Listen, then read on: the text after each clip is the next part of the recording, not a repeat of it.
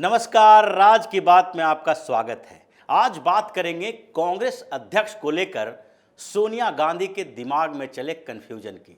रात भर चले बैठकों के दौर की, G23 के नेताओं की बैठक और सोनिया गांधी के कैंप की बैठक के बीच क्या ऐसी खिचड़ी पकी कि रातों रात सोनिया गांधी ने अध्यक्ष पद का कैंडिडेट बदल दिया।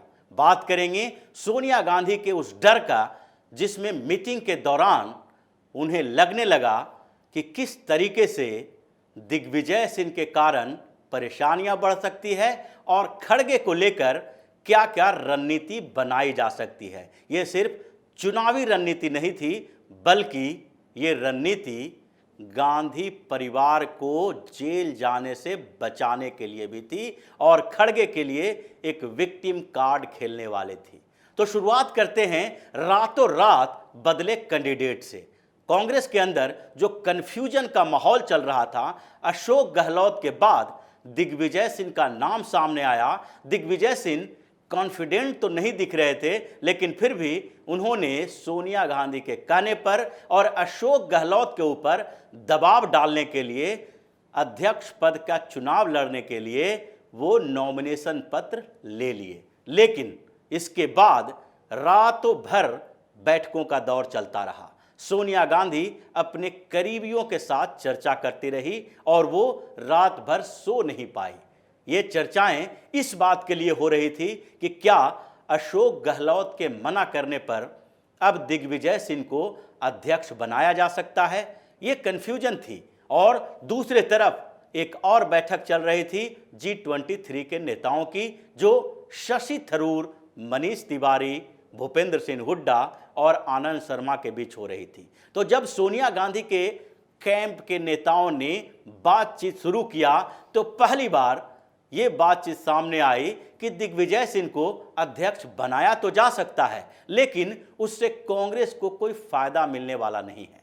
अगर दिग्विजय सिंह को अध्यक्ष बनाते हैं तो इससे कांग्रेस की स्थिति और कमजोर हो सकती है और कई ऐसे नेता हैं जो दिग्विजय सिंह को स्वीकार करने के लिए तैयार नहीं हैं।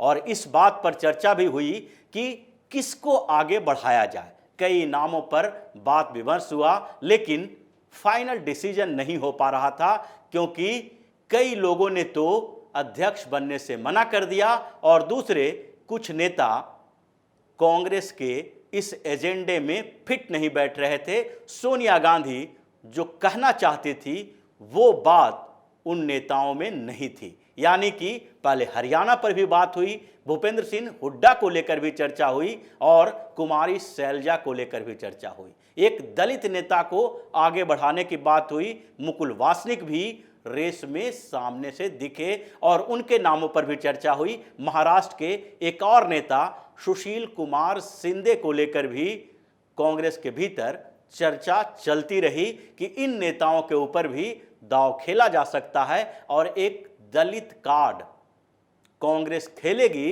जिससे भारतीय जनता पार्टी को चुनौती देने में आसानी हो सकता है। लेकिन दिग्विजय सिंह को लेकर जो कन्फ्यूजन था वो अंतिम समय तक चलता रहा, क्योंकि दिग्विजय सिंह को लेकर पार्टी में कई राय अलग अलग बदलते हुए दिखाई पड़े। फिर रातों रात फैसला हुआ एक और नेता के ऊपर, जो थे मल्लिकार्जुन खड़गे। मल्लिकार्जुन खड़गे के ऊपर फैसला लेने में सोनिया गांधी का भी फायदा था और वो इसलिए फैसला लेना चाहती थी क्योंकि उनका आगे इस्तेमाल किया जा सकता है भारतीय जनता पार्टी पर दबाव बनाने के लिए, ईडी सीबीआई पर दबाव बनाने के लिए। और ये आगे बात करेंगे कि सोनिया गांधी ने कैसे खौफ में आकर फैसला लिया। लेकिन उसके पैरेलल रात में एक और बैठक चल रही थी। वो बैठक थी आनंद शर्मा के घर पर। उस बैठक में मनीष तिवारी भी थे, शशि थरूर भी थे, भूपेंद्र सिंह हुड्डा भी थे।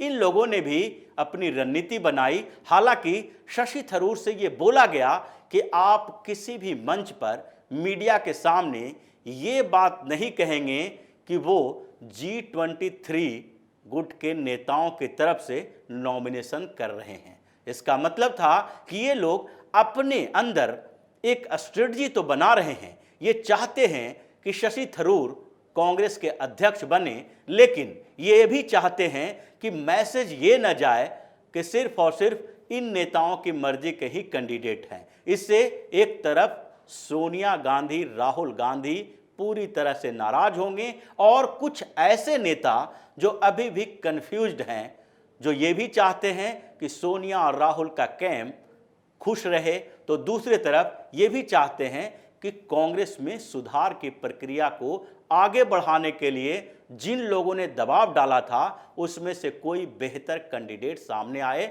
और वो शशि थरूर के तौर पर सामने आ गए हैं, तो उनको प्रमोट करना चाहिए, उनके लिए वोट करना चाहिए।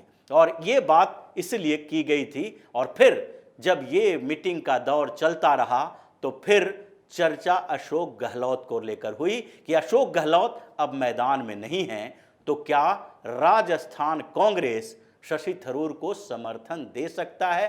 क्या अशोक गहलोत उनके समर्थन में आ सकते हैं? चाहे वो समर्थन परोक्ष तौर पर ही हो, चाहे वो सोनिया गांधी के खिलाफ डायरेक्ट आए या ना आए, क्योंकि उससे पहले केसी वेणुगोपाल ने यह कह दिया था अशोक गहलोत और सोनिया गांधी के मीटिंग के बाद कि अब राजस्थान में सीएम का फैसला सोनिया गांधी करेंगी।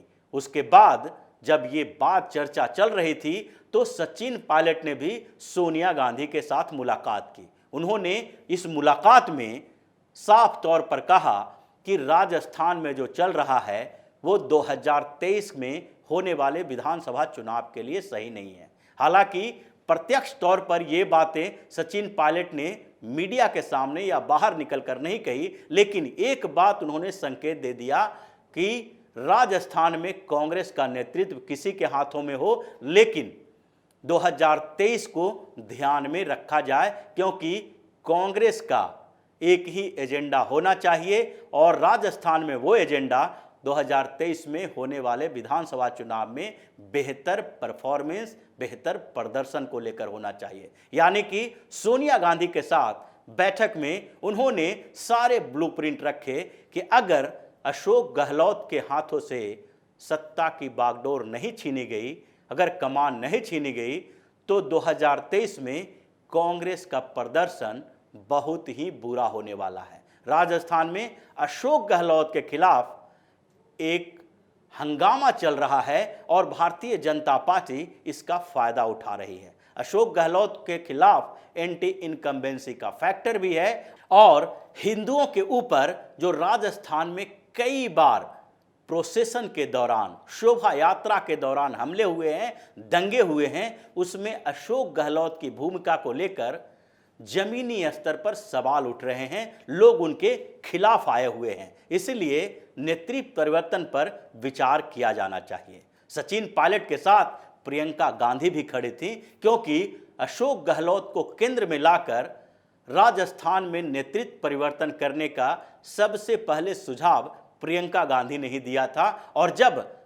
सचिन पायलट ने बगावत की थी तो उस समय भी प्रियंका गांधी की बड़ी भूमिका मानी जाती है, जो फिर से सचिन पायलट को वापस कांग्रेस में लाई थी। और इसलिए ये मंथन वहां भी चलता रहा, लेकिन सचिन पायलट को पूरी तरह से कोई आश्वासन नहीं मिला, क्योंकि सोनिया गांधी को पहले ही अशोक गहलोत ने कह दिया था कि अगर सचिन पायलट को राजस्थान का सीएम बनाया जाता है तो उसके बाद कांग्रेस में विस्फोट होने वाला है, क्योंकि विधायक उनकी बात भी नहीं सुन रहे हैं। और अब वो ये बार बार कह रहे हैं कि अगर सचिन पायलट को मुख्यमंत्री बनाना है तो उससे बेहतर है कि मध्यावधि चुनाव हो, यानी कि वो इस्तीफा दे देंगे और चुनाव के लिए तैयार हो जाएंगे।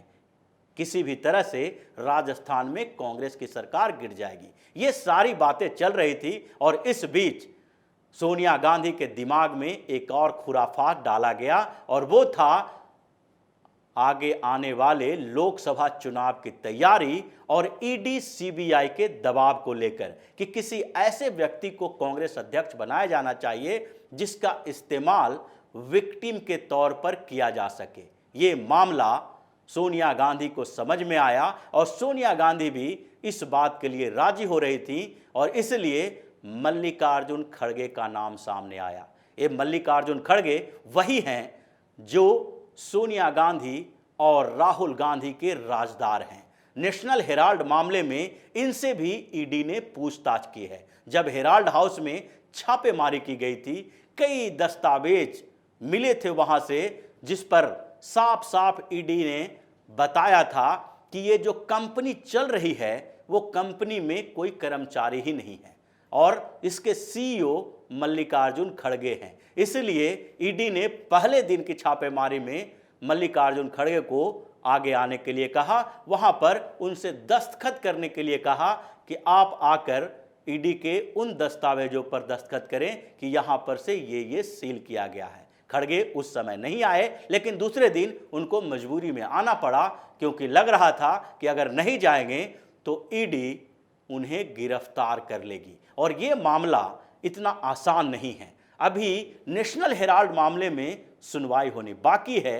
ईडी के पास सबूत अच्छे मिले हुए हैं, पुख्ता मिले हुए हैं और अभी इसी बात को लेकर कांग्रेस के दोनों बड़े नेता यानी सोनिया गांधी, राहुल गांधी के अंदर डर का माहौल बना हुआ है। राहुल गांधी इन्हीं बातों को लेकर पदयात्रा पर भी निकले हुए हैं कि ऐसा माहौल क्रिएट कर दो कि सरकार के ऊपर दबाव बना रहे और उनके पास एक आधार हो कि जो भारत जोड़ो यात्रा वो कर रहे हैं उससे डर कर मोदी सरकार ने उन्हें गिरफ्तार करने का, पूछताछ करने की योजना बनाई है। वही स्थिति मल्लिकार्जुन खड़गे के साथ भी है कि अगर मल्लिकार्जुन खड़गे से इस बीच पूछताछ हुई और इनके खिलाफ जो ईडी के पास सबूत हैं कि जिस कंपनी का आप सीईओ हैं उस कंपनी से ट्रांजैक्शन हो रहे हैं और उस कंपनी में एक भी दूसरा कर्मचारी नहीं है, चार्टर्ड अकाउंटेंट सिर्फ अकाउंट संभालता है बाहर के तरफ से और आप उस कंपनी के कर्ता धर्ता हैं, तो ऐसे में आपको पता होना चाहिए कि इस कंपनी का ट्रांजैक्शन कैसे हुआ, इसमें काम कैसे हो रहा है। जबकि राहुल गांधी और सोनिया गांधी दोनों से जब ईडी की पूछताछ हुई थी तो दोनों ने इस मामले में मल्लिकार्जुन खड़गे का नाम लिया था कि कंपनी का सारा काम वही संभाल रहे हैं, वही सीईओ हैं। जैसे इन दोनों ने इसके पहले के मामलों के लिए, मर्जर के लिए मोतीलाल वोरा के ऊपर ठीकरा फोड़ दिया था जो अब इस दुनिया में नहीं रहे हैं। तो ऐसी स्थिति में कांग्रेस के अंदर एक और बात की चर्चा हुई कि अगर मल्लिकार्जुन खड़गे को बनाया जाता है तो एक दूसरा मैसेज तो जाएगा ही दक्षिण भारत में कांग्रेस को लेकर और सबसे बड़ी सफलता कांग्रेस की यही होगी कि इनसे अब ईडी की पूछताछ होना मुश्किल हो जाएगा। सोनिया और राहुल के लिए भी राहत मिलेगी और दूसरा भाजपा की सरकार पर इस बात के लिए दबाव डाला जा सकता है कि अगर खड़गे के साथ पूछताछ फिर से ईडी करती है तो फिर ये लोग सड़कों पर आएंगे जैसे सोनिया और राहुल के लिए आए थे। उसमें उन नेताओं को भी शामिल होना पड़ेगा जो नेता इस बात के लिए राजी नहीं थे राहुल गांधी के समय में कि राहुल गांधी अभी कांग्रेस को कोई बड़े नेता नहीं है तो हम मैदान में क्यों आए। और ये सारे जो मंथन कार्यक्रम चला उसमें रातों रात ये फैसला लिया गया कि अगर दिग्विजय सिंह को बनाया जाता है तो भारतीय जनता पार्टी के लिए ये सोने पे सुहागा हो सकता है, क्योंकि दिग्विजय सिंह की छवि पूरी तरह से एंटी हिंदू है। वो हमेशा भगवा आतंकवाद की बात करते रहे हैं और साथ ही ऐसे विवादित टिप्पणियां करते रहे हैं जिसका इस्तेमाल किया जा सकता है। दूसरी तरफ दिग्विजय सिंह के लीडरशिप को लेकर भी समस्या थी कि उनको स्वीकार किया जाएगा या नहीं। लेकिन अगर मल्लिकार्जुन खड़गे को बनाते हैं तो वो अभी के सबसे बुजुर्ग नेताओं में से एक है। हालांकि सवाल उठेंगे कि कांग्रेस का अध्यक्ष फिर से एक 80 साल का बुजुर्ग को बनाया गया, जबकि उदयपुर चिंतन शिविर में बार बार इस बात की चर्चा हो रही थी कि अब यंग लीडरशिप को आगे बढ़ाया जा सकता है, 75 प्लस वाले को रिटायर किया जाना चाहिए। लेकिन उस सवाल के जवाब तो बाद में दिया जाएगा। और दूसरी तरफ ये जो सबसे बड़ा फायदा होगा कि वरिष्ठ नेता होने के कारण पार्टी के अंदर भी ये आवाज नहीं उठेगी कि उन्हें अध्यक्ष क्यों बनाया गया, उनके लीडरशिप को हम स्वीकार नहीं करेंगे। वो पहले ही राज्यसभा में प्रतिपक्ष के नेता भी कांग्रेस के हैं। तो ऐसी स्थिति में मल्लिकार्जुन खड़गे पर मुहर लगी और रातों रात दिग्विजय सिंह बैकफुट पर आ गए। सोनिया गांधी ने एक नया दांव चला और फिर खड़गे को कांग्रेस के अध्यक्ष पद का उम्मीदवार बनाया गया। लेकिन स्थितियां इतनी आसान नहीं हैं, अब आगे और विस्फोटक होने वाला है, क्योंकि शशि थरूर मैदान में हैं और चर्चाएं इस बात की चल रही है कि G23 के नेता अभी इंतजार कर रहे हैं कि सोनिया गांधी, राहुल गांधी, प्रियंका गांधी यानी पूरा गांधी परिवार जो न्यूट्रल होने की बात कर रहे थे, वो परिवार अब क्या कदम उठाएंगे।